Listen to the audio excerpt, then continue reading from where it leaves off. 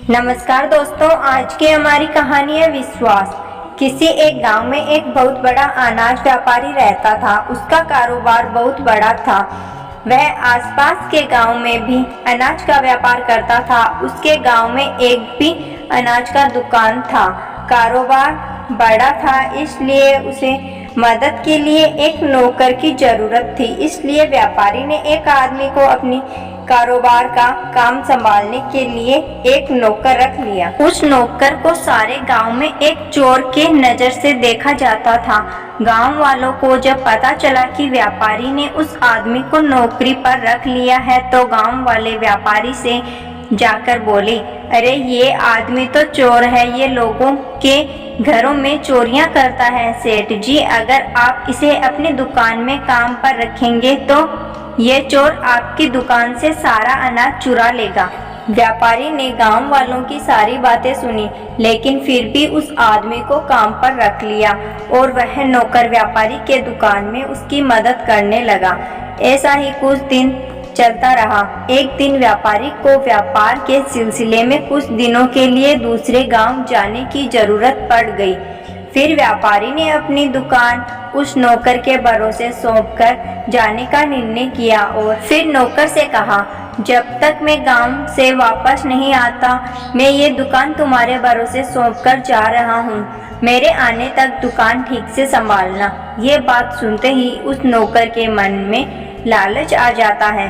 वह तभी सोचता है, सेठ जी गांव चले जाएंगे, तब मैं सारा अनाज चुराकर भाग जाऊंगा। जैसे ही यह बात व्यापारी की पत्नी को पता चलती है, वह दुकान में दौड़ते हुए आती है और व्यापारी से बोलती है, आप ये क्या कर रहे हैं? इतनी बड़ी दुकान आप इस नौकर के भरोसे कैसे छोड़ सकते हैं? ये तो सारा अनाज चुराकर भाग जाएगा। उन दोनों की बातें वह नौकर चुपके से सुन रहा है।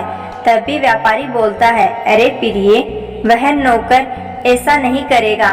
अगर उसे चोरी करनी होती तो आज तक वह कर चुका होता, लेकिन वह तो बहुत मेहनती है, दुकान में मेरी बहुत मदद करता है। मुझे उस पर पूरा भरोसा है। हमारे आने तक वह दुकान बहुत अच्छी तरह से संभाल लेगा। देख लेना तुम। व्यापारी की बात सुनकर उस नौकर की आंखें भर आती है, क्योंकि उसने आज तक खुद के बारे में इतनी अच्छी बातें नहीं सुनी थी। वह ये सोच रहा था कि सेठ जी मुझ पर इतने विश्वास से उसकी इतनी बड़ी दुकान सौंपकर जा रहे हैं और मैं उनकी गैर मौजूदगी में उनकी दुकान लूटकर भाग जाने की सोच रहा हूँ। उसे बहुत बुरा लग रहा था। वह खुद से नजर नहीं मिला पाता। फिर जब व्यापारी दूसरे दिन गांव के लिए निकल जाता है, तो वह नौकर उसकी दुकान संभालने लगता है।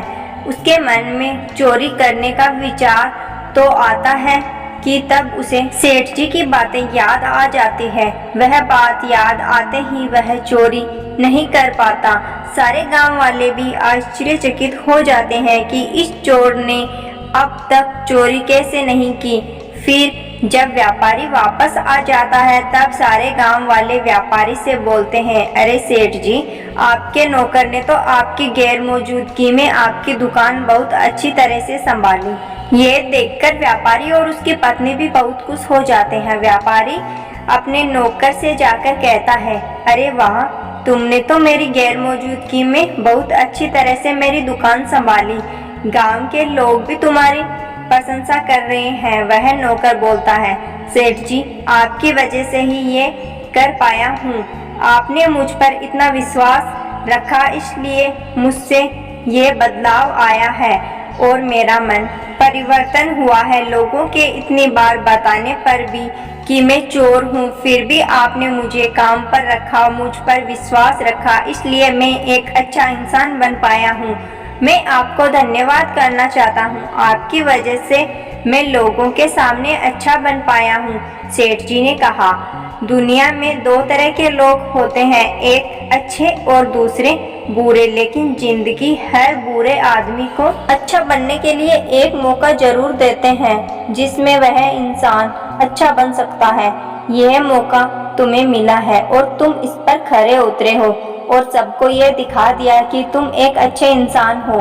तो दोस्तों इस कहानी से हमें ये सीख मिलती है कि कोई भी इंसान कितना भी बुरा क्यों न हो, अगर उसके साथ अच्छा बर्ताव किया जाए और उस पर विश्वास रखने पर उस इंसान को बदला जा सकता है। और कोई भी इंसान मजबूरी में ही गलत काम करता है, परिस्थितियां गलत होती है लेकिन इंसान नहीं।